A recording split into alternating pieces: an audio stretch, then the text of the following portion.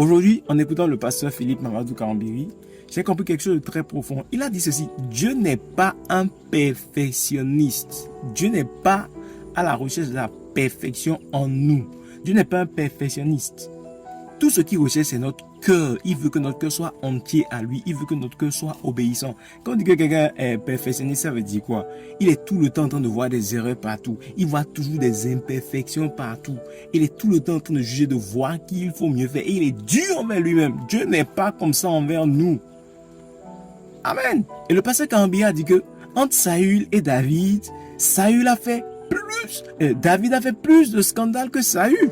Mais qui était l'homme selon le cœur de Dieu? David. Si Dieu devait être un perfectionniste, David, un adultère, un meurtrier, pouvait-il être l'homme selon le cœur de Dieu? Ça nous montre que Dieu n'est pas un perfectionniste. Donc arrête de te culpabiliser. Dieu ne condamne pas ses enfants.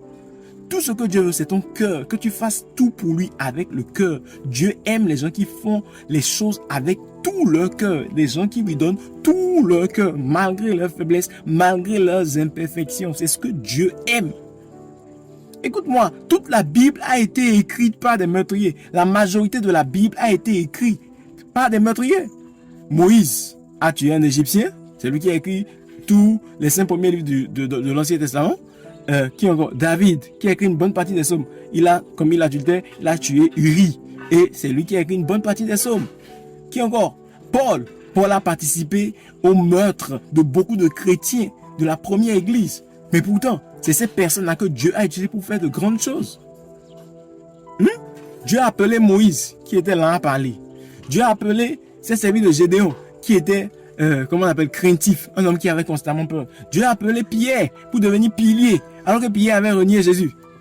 Toi, tu as déjà fait tout ça?